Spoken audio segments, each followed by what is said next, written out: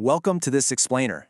Look, if you've ever stared blankly at your phone, totally stumped about how to turn a fascinating 2-hour audio interview into a properly formatted academic reference, well, you are absolutely not alone.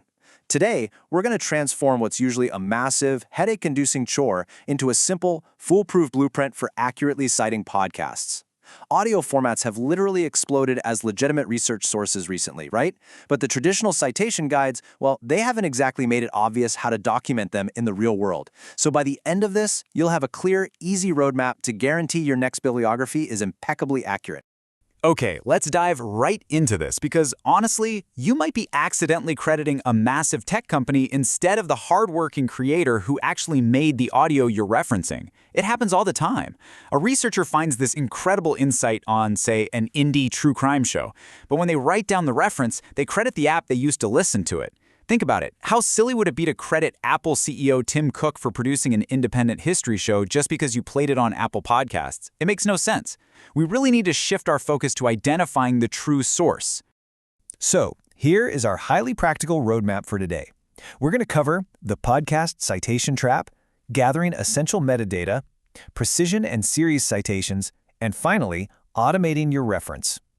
Let's kick things off with Section 1, the podcast citation trap. Think of Spotify or Apple Podcasts as the wooden bookshelf at a library, not the author.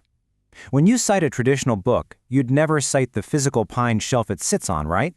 Well, the exact same logic applies to audio formats. These massive tech platforms are just providing the access point. They aren't the creators of the material.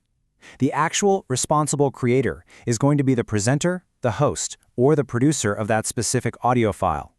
Pinpointing that difference, that's the absolute foundation of a solid citation. So, the crucial point here is that a correct citation requires digging past that glossy app on your phone to identify the exact episode and the real people behind it. It's essentially a hunt for the true source. A proper citation absolutely has to explicitly identify the individual episode you utilized for your research.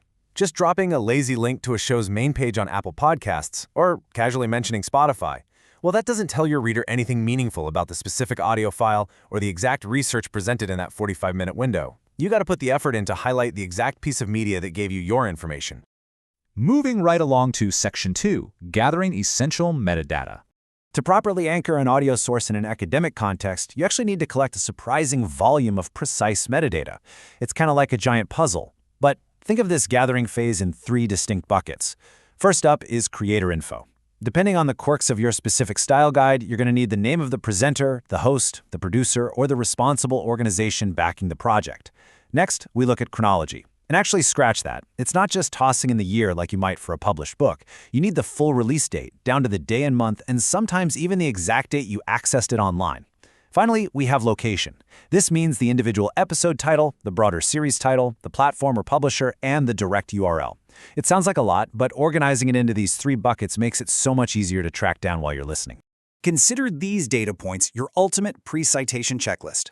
Before you ever try to write out the final reference in your document, make absolutely sure you've gathered every single detail listed here. Just ask yourself, do you have the host clearly identified? Do you have the specific episode title and the overarching series title correctly capitalized?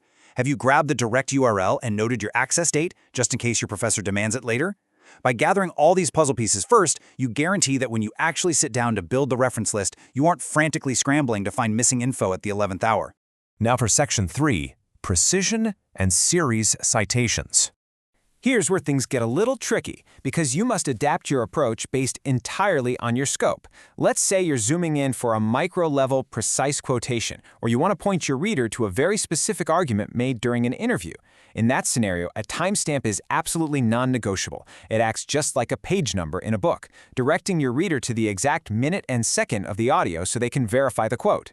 But conversely, if you're zooming out to cite a series as a whole, maybe you're discussing the overarching theme of a multi-part documentary, you must switch to a series-level template. Don't try to force a whole show into a single episode's formatting rules. You always want to match your citation style to the breadth of your claim. And finally, Section 4, automating your reference. Okay, so once you've done the heavy lifting, locked in your episode metadata, and confirmed the truly responsible creator, you can actually let technology handle the rest. It's a real game changer. By heading over to the Harvard Reference Generator website, specifically at harvardreferencegenerator.co.uk, you just plug in that carefully collected data. The tool takes your host names, episode titles, timestamps, the whole shebang, and automatically generates your perfect Harvard reference. It completely saves you from the formatting headaches of wondering where a comma belongs or which title is supposed to be italicized. That way, you can focus your mental energy on the actual quality and arguments of your research paper. As digital media keeps evolving, and audio really becomes a foundational pillar of modern academic research, we have to ask ourselves a pretty fundamental question. Are we respecting these new formats by citing them accurately, or are we just lazily dropping a link to an access platform because it's easier? Properly capturing a creator, title, and timestamp, well, it isn't just about adhering to strict, boring academic rules. It is about honoring the hard work, the research, and the dedication of the presenter and producer. So take a hard look at your current bibliography. Who are you really crediting?